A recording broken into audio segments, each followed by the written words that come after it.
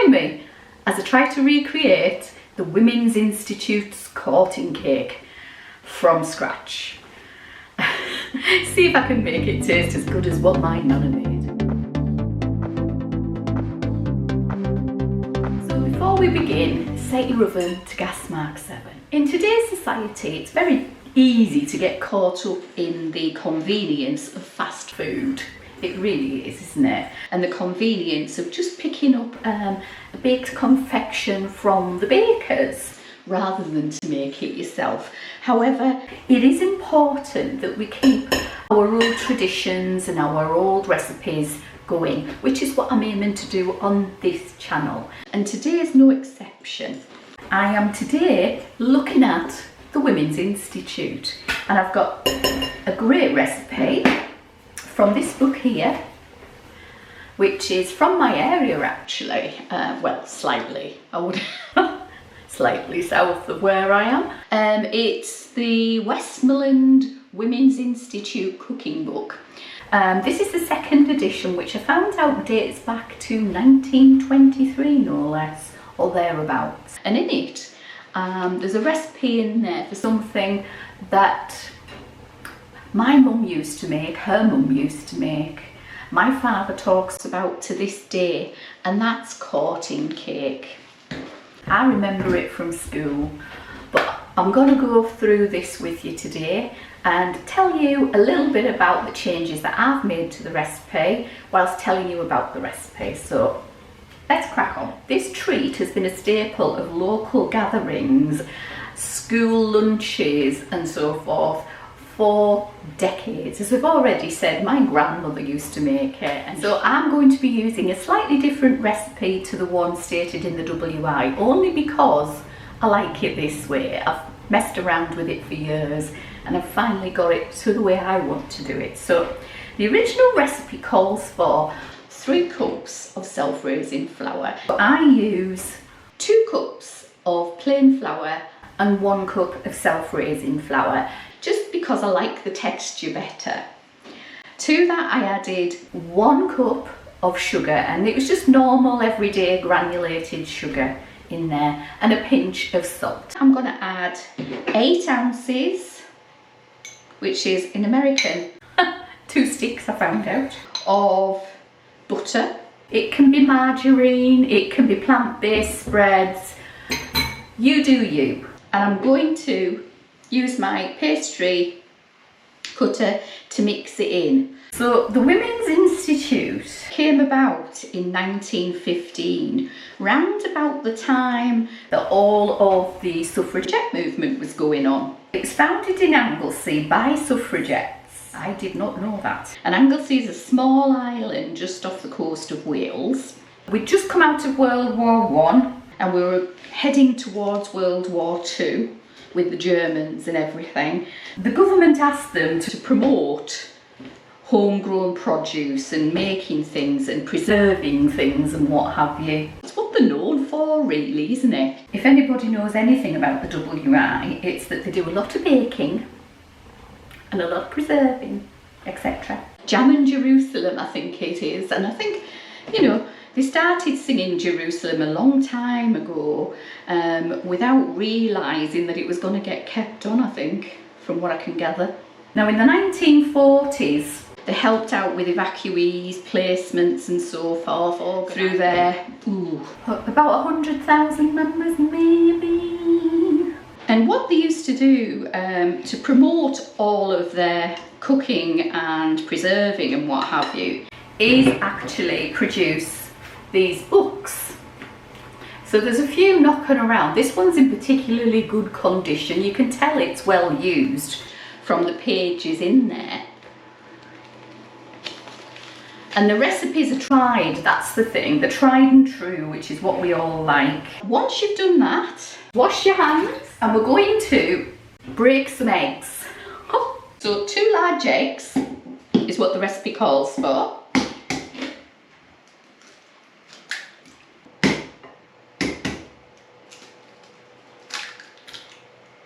And give them a whisk. Give them a whisk. So this cake in front of me is called courting cake to me. It can be known by a lot of different names.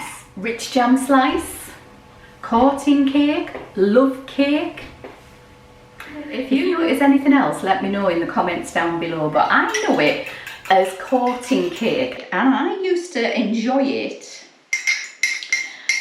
and it was enjoyed as well. At school in the 70s, we used to have quite a bit of it at school in the 1970s. Used to be on the lunch menu. I don't know why particularly it was called courting cake, because some courting cakes are very similar to sponges. Now then, it says if you can't get it to come together as a pastry just yet, then you need to add a little bit of milk, and it is a little bit dry, so I'm going to add a couple of tablespoons of milk to get it going, and we want it to form a dough.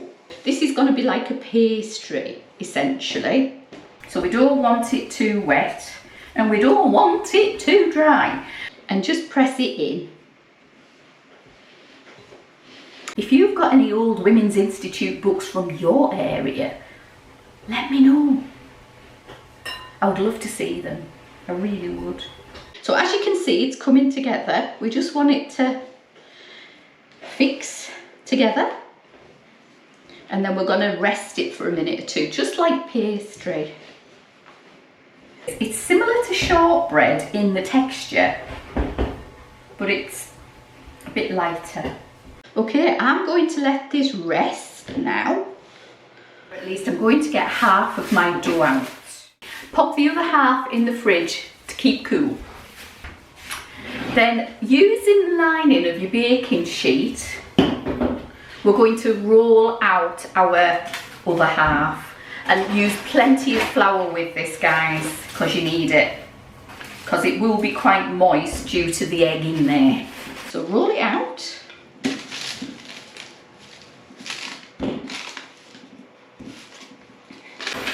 I am not a ruler. I'm not very good at it, I've got to be honest. I am a home cook, I keep saying this, but I'm a home baker. And all I do is keep these recipes alive for other people to have a go at. That is all I'm doing. So if you like what I'm doing, hit me up with a thumbs up. Leave a comment below. Subscribe. Whatever you want to do. I would be so happy to see you. Let me know where you come from. Seeing how far my recipes reach is an absolute joy, I have to say. I love it. I have to say it. Now my mum used to do this.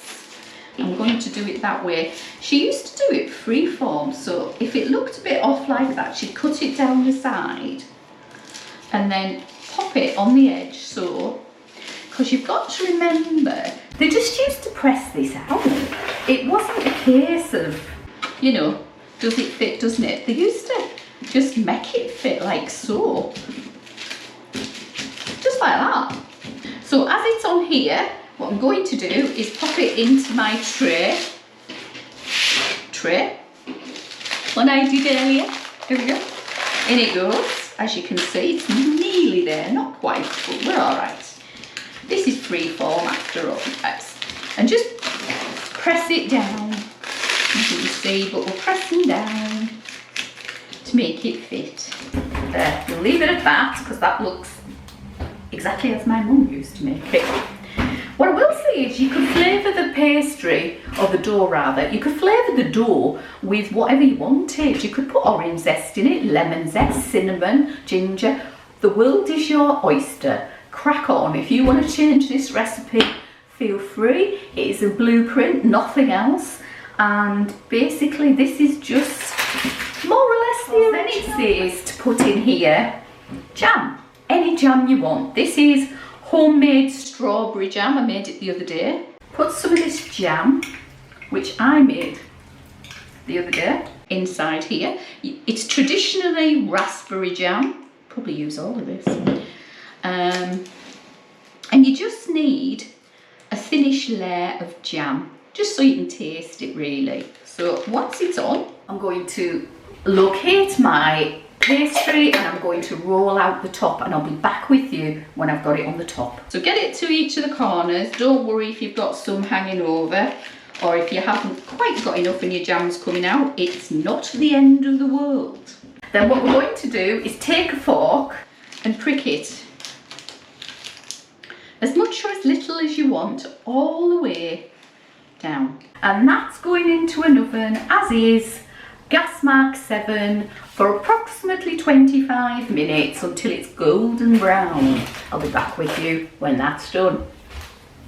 My slice came out of the oven a while ago and I've left it to cool. Now this part is optional, I have to stress. This, as it stands at the moment, is how it would have been. My family like it iced. They've got sweet tooth, I'm afraid.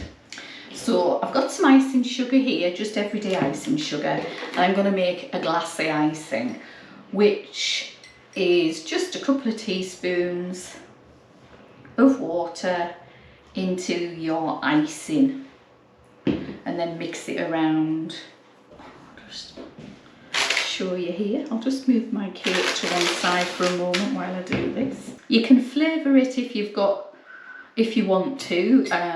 For instance, if you've got apple inside there, you could put cinnamon in the icing. That would be lovely, like a cinnamon frosting. If you've got raspberry in there, you could have a lemon frosting, likewise ginger. It's up to you. Honestly, let this, you know, it's just a guidance, this. I have been known in the past to just drizzle it. That's a nice one as well. That looks like it. It's good. Okay, and all I'm going to do is just pop it on here. I'm not going to give you any sort of measurements for this one. It's pop it in the water first. Make sure it doesn't stick. Hands are clean, guys. And then just spread. And when you've done, get some sprinkles, and the red sprinkles because there's got strawberry jam inside. We'll leave that. It won't take long to set and I'll be back with you when it's done. My icing is finally set. We're just going to take it out of its tin and place it down on here. And isn't that just lovely? Coating cake, look at that. How delicious. Cheers. It brings back so many memories of what my mum and my nana used to make. Rich, jammy, really nice. Reminds me of my school days. Really lovely. I hope you enjoy it. If you do, hit me up with a thumbs up, subscribe, hit the notification bell, and it'll let you know about any videos that I make and they'll come into your inbox. Leave a comment below if you make coating cake, love cake, jam cake, or what you call it. I'd love to know. Lastly, let me know where you're from, please. I love hearing from you. Anyway, for now, until my next video, Liz out.